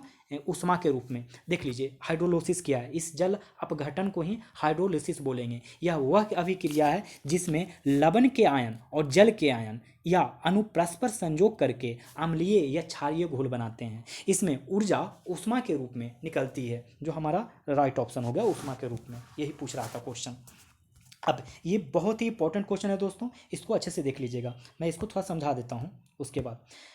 देखिए, ये कह रहा है कि पास्चुराइजेशन, आखिर ये पास्चुराइजेशन प्रक्रिया क्या है? पहले तो ये पूछ रहा है कि जिसमें क्या करते हैं, तो इसका आंसर जो जानते हैं वो बता दीजिए क्या करते हैं। ये हो गया कि दूध को पहले बहुत देर तक गर्म करते हैं और फिर एक निश्चित समय तक अचानक ठंडा करके ठंडा कर लिया जाता है। लेकिन एक प्रोसेस क्या है, तो देखिए, पास्चुराइजेशन वह ये इससे क्या करते हैं कि खाद्य सामग्री को संरक्षण की विधि है ये, और इसकी खोज लुई पास्चर ने किया था, जिसके वजह से इसका नाम पास्चुराइजेशन रखा गया।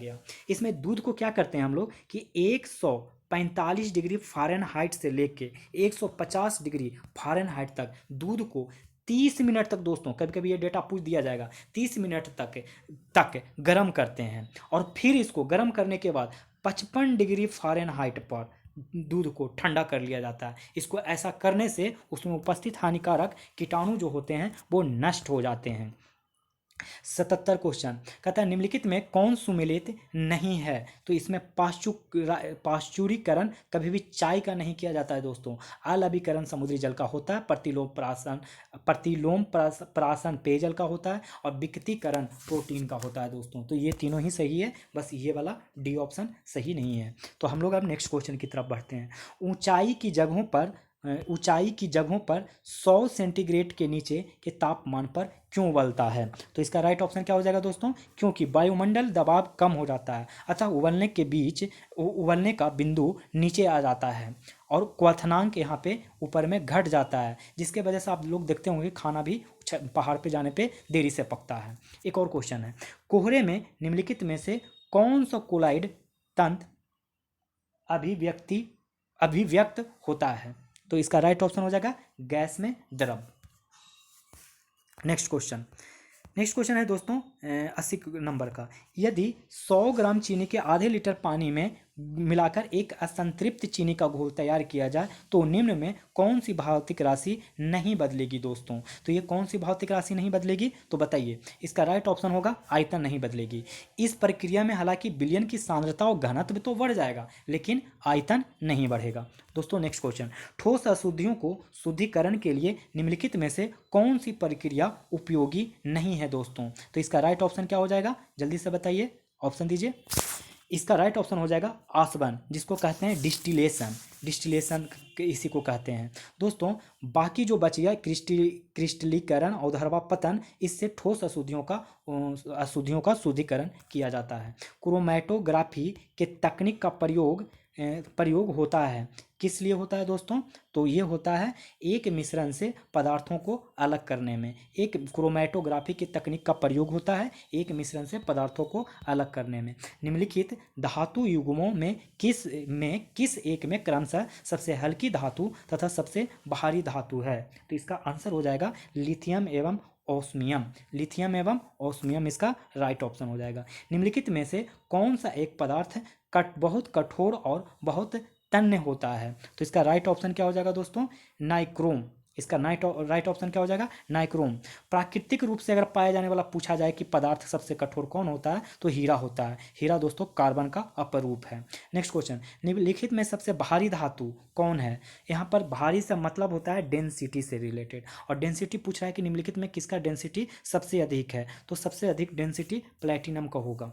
नेक्स्ट क्वेश्चन, माणिक्य और नीलम रासायनिक रूप से कैसे जाने जाते हैं, मतलब क्या होता है इसमें? इसका राइट ऑप्शन होगा एल्यूमिनियम ऑक्साइड, इसका राइट ऑप्शन होगा एल्यूमिनियम ऑक्साइड। अब देखते हैं हम लोग नेक्स्ट क्वेश्चन।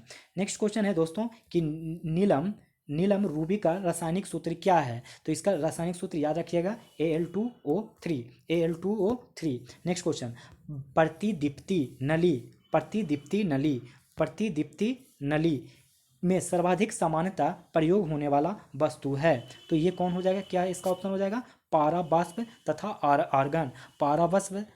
पाराबाष्प तथा आर्गन। कभी कभी इसमें हम लोग जिनॉन जियोन एवं क्रिप्टॉन भी भर लेते हैं। नेक्स्ट क्वेश्चन, निम्नलिखित धातुओं में कौन स्वतंत्र अवस्था में पाई जाती है? तो इसका राइट ऑप्शन क्या हो जाएगा? सोना। सोना क्यों? क्योंकि रासायनिक सक्रियता में जो ये रिएक्टिविटी सीरीज होता है वो उसमें सबसे कम होता है इसका रिएक्टिविटी सीरीज, इसीलिए। नेक्स्ट क्वेश्चन देखते हैं, अति मुलायम खनिज टाल्क यानी सोप स्टोन मुख्यतः होता है, क्या होता है, कौन होता है दोस्तों? तो 90 का, तो ये मैग्नीशियम सिलिकेट इसका राइट ऑप्शन हो जाएगा। निम्नलिखित में से किस पदार्थ में कैल्शियम विद्यमान है? किस पदार्थ में कैल्शियम विद्यमान है? तो जिप्सम में कैल्शियम विद्यमान है। निम्नलिखित तत्वों में कौन सर्वाधिक यौगिक निर्माण करता है? कौन सर्वाधिक यौगिक निर्माण करता है दोस्तों? तो इसमें से कोई नहीं करता, क्योंकि सबसे सर्वाधिक यौगिक निर्माण कार्बन करता है। ग्रेफीन होता है। ग्रेफीन क्या होता है दोस्तों? कार्बन का नैनो प्रतिरूप होता है। अधोलिखित में से कौन कार्बन का अपरूप नहीं है? तो ऑक्सो कार्बन कार्बन का अपरूप नहीं है। 95 नंबर, कार्बन के तीसरे अपरूपी की खोज 3 वैज्ञानिकों की टीम द्वारा की गई थी, जिन्हें रसायन शास्त्र का नोबेल प्राइज से सम्मानित किया गया। उसको चिन्हित कीजिए जो उस टीम में शामिल नहीं थे। तो दोस्तों फैमेन नहीं थे, लेकिन क्रोटो कर्ल अस्माले थे। नेक्स्ट क्वेश्चन, बकमिनिस्टर फुलरिन है, क्या है दोस्तों बकमिनिस्टर फुलरिन?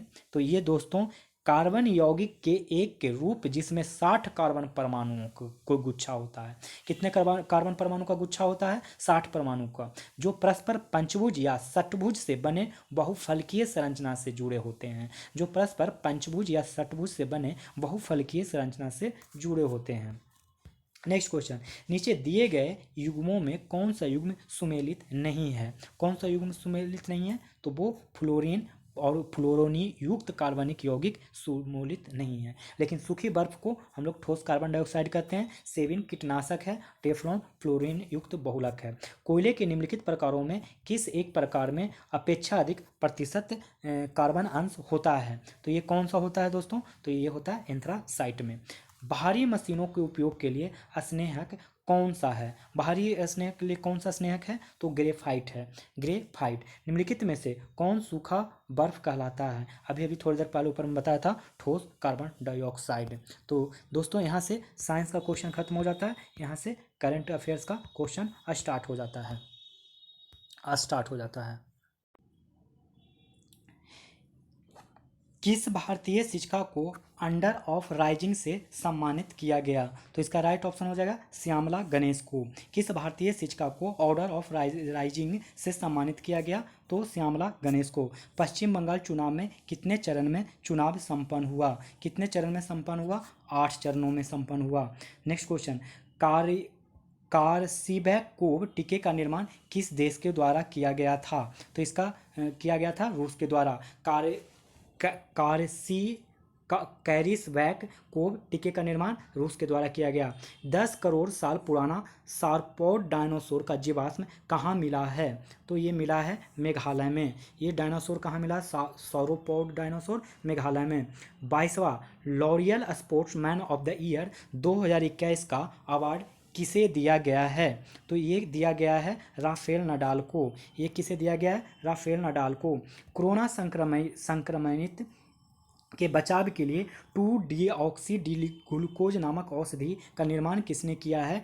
DRDO ने। दोस्त फॉर लाइफ ऐप को किसके द्वारा शुरू किया गया है? दोस्त फॉर लाइफ किसके द्वारा शुरू किया गया है? सीबीएसई के द्वारा शुरू किया गया है।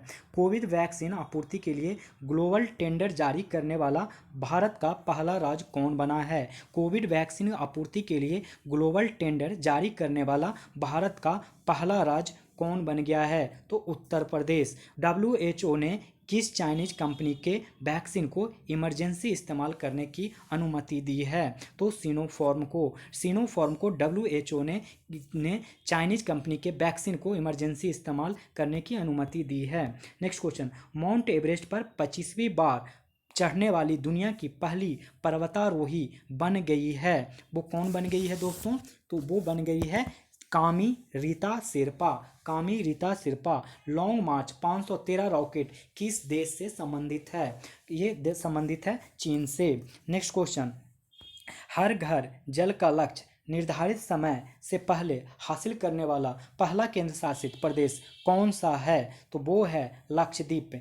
हर घर जल का लक्ष्य निर्धारित समय से पहले हासिल करने वाला पहला केंद्र शासित प्रदेश राज्य है लक्षद्वीप। किसे 2021 का विश्व खाद्य पुरस्कार मिला है? किसे 2021 का खाद्य पुरस्कार मिला है? तो वो हैं डॉक्टर शकुंतला हरकसिंह।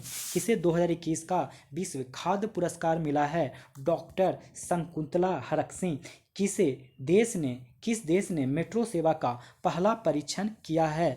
मेट्रो सेवा का पहला परीक्षण बांग्लादेश ने किया है। किस राज्य ने महतारी दुलार योजना की शुरुआत की है? महतारी दुलार योजना की शुरुआत छत्तीसगढ़ ने किया है। Next question, hit Covid app का संबंध किस राज्य से है? हिट कोविड ऐप का संबंध किस राज्य से है? तो वो बिहार राज्य से है। किस टीम ने पहली बार महिला चैंपियंस लीग का खिताब जीता है? किस टीम ने पहली बार महिला चैंपियन लीग का खिताब जीता है? तो वो है बार्सिलोना ही पहली बार महिला चैंपियन लीग का खिताब जीता है।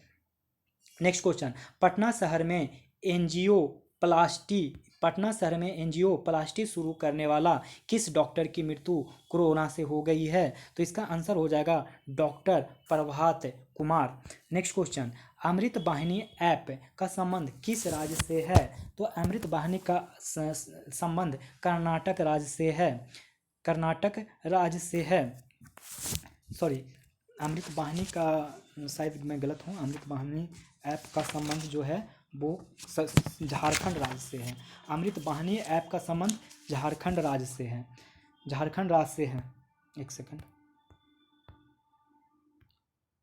नेक्स्ट क्वेश्चन, किस भारतीय सेना के पहले विध्वंसक जहाज को सेवा मुक्त कर दिया गया है? तो वो INS राजपूत को सेवा मुक्त कर दिया गया है। इजराइल और फिलिस्तीन में 21 मई 2021 को युद्ध समाप्ति की मध्यस्थता किस देश ने किया? तो ये किया था दोस्तों किसी ने नहीं। इसमें जो ऑप्शंस में दिया गया है इसमें से वो कोई नहीं है। तो नेक्स्ट क्वेश्चन, क्योंकि वो सऊदी अरब था शायद, किस राज्य ने धोखे से वैवाहिक धर्मांतर पर सजा वाले कानून को मंजूरी दे दिया है? वो दे दिया है दोस्तों गुजरात। केन्या की संसद ने किसे सुप्रीम कोर्ट की पहली महिला चीफ जस्टिस बनाने का फैसला किया है? किसे चीफ जस्टिस बनाने का फैसला किया है? तो मार्था कुम को। सार्थक पहल के द्वारा लॉन्च किया गया है? सार्थक पहल शिक्षा मंत्रालय के द्वारा लॉन्च किया गया है। सुपेस पोर्टल को किसके द्वारा लॉन्च किया गया है? सुपेस पोर्टल किसके द्वारा लॉन्च किया गया है? तो वो सर्वोच्च न्यायालय के द्वारा लॉन्च किया गया है। टीका उत्सव का आयोजन 11 से 14 अप्रैल के बीच किया गया है। टीका उत्सव का आयोजन 11 से 14 को किया गया है अप्रैल को। प्राणवायु और स्वस्थ नामक वेंटिलेटर किसके द्वारा विकसित किया गया है? तो वो किया गया है इसरो के द्वारा। वो किसके द्वारा किया गया है? इसरो के द्वारा। नेक्स्ट क्वेश्चन, जहां बोट वहां वैक्सीन अभियान की शुरुआत किस राज्य के द्वारा किया गया है? तो वो किया गया है दिल्ली सरकार के द्वारा। किस शहर को भारत का पहला इलेक्ट्रिक व्हीकल जोन घोषित किया गया है? किस शहर को भारत का पहला इलेक्ट्रिक व्हीकल जोन घोषित किया गया है? तो है केवड़िया। राइट ऑप्शन क्या हो जाएगा? केवड़िया। नीति आयोग द्वारा किस बैंक को निजीकरण की सिफारिश की गई है? तो इसमें से कोई ऑप्शन सही नहीं है। नेक्स्ट क्वेश्चन, पर्यावरण यानी ऑप्शन ई हो जाएगा इसका आंसर, ऑप्शन ई। पर्यावरण क्षेत्र में सहयोग बढ़ाने के लिए भारत ने किस देश के साथ समझौता किया है? तो ये समझौता किया दोस्तों भूटान के साथ। आशीर्वाद योजना किस राज्य के द्वारा चलाया गया है? आशीर्वाद योजना उड़ीसा के द्वारा चलाया गया है। आशीर्वाद योजना उड़ीसा के द्वारा चलाया गया है। ओलंपिक में हिस्सा लेने वाले पहले ट्रांसजेंडर एथलीट कौन हैं? ओलंपिक में हिस्सा लेने वाले पहले ट्रांसजेंडर कौन हैं? तो लॉरेल हावर्ड। कौन सा राज्य मगरमच्छों के तीनों प्रजातियों वाला इकलौता राज्य बन गया है? तो इसका राइट ऑप्शन हो जाएगा उड़ीसा। इसका राइट ऑप्शन हो जाएगा Orissa. Ends best food park, ends food best food park उद्घाटन कहाँ हुआ है दोस्तों? तो इसका राइट ऑप्शन हो गया छत्तीसगढ़। किस रेल कारखाने में 175 टन भार उठाने वाले क्रेन का निर्माण किया जा रहा है? तो वो किया जा रहा है दोस्तों कहाँ पे? तो वो किया जा रहा है रेल कारखाना जमालपुर में किया जा रहा है। कहाँ किया जा रहा है? रेल कारखाना जमालपुर में किया जा रहा है। नेक्स्ट क्वेश्चन देखते हैं दोस्तों, Asia A be under 18 girls AB sevens champions 2021 में बिहार के किस खिलाड़ी का चयन हुआ है? तो इसका राइट ऑप्शन क्या हो जाएगा? कुछ भी नहीं, इसमें पता नहीं है, यानी ऑप्शन नंबर ई हो जाएगा। किसे लगातार दूसरी बार भीम पुरस्कार से सम्मानित किया गया है? तो इसका राइट ऑप्शन हो जाएगा राजमंगल निषाद। बिहार में कब से कब तक सेवा और समर्पण अभियान चलाया गया था? तो इसका राइट ऑप्शन हो जाएगा 17 सितंबर से 7 अक्टूबर। 17 सितंबर से 7 अक्टूबर। हाल ही में मधुबनी जिले के कितने कलाकारों को बिहार राज्य पुरस्कार से सम्मानित किया गया है? हाल ही में मधुबनी जिले के कितने कलाकार को बिहार राज्य पुरस्कार से सम्मानित किया गया है? तो आंसर हो जाएगा 11 लोगों को सम्मानित किया गया है। दोस्तों यहाँ से अब मैथ के क्वेश्चन स्टार्ट हो जाएंगे। तो दोस्तों ये सब मैथ के क्वेश्चन है, आप लोग इसको बनाइएगा और बनाकर मुझे कमेंट बॉक्स में आंसर भेजिएगा। अगर आप लोग को वीडियो अच्छा लग रहा है तो लाइक भी करिए, सब्सक्राइब भी करिए और शेयर भी करिए दोस्तों। और इस 150 क्वेश्चन के साथ आप लोग जब खुद क्वेश्चन को बनाइएगा तो जितना इसमें से 150 में जितना सही किए हैं वो मुझे कमेंट बॉक्स में भेजिएगा कि कितने लोग सही किए हैं। तो इतना मैंने करवा दिया, अब नेक्स्ट लाऊंगा सेट प्रैक्टिस में 5वां मैराथन सीरीज का। तो चलता हूँ। तो आप लोग अपना व्यक्तित्व और चरित्र ऐसा बनाइए जिससे आप महिलाएं आपके होने से सुरक्षित महसूस करें। धन्यवाद दोस्तों।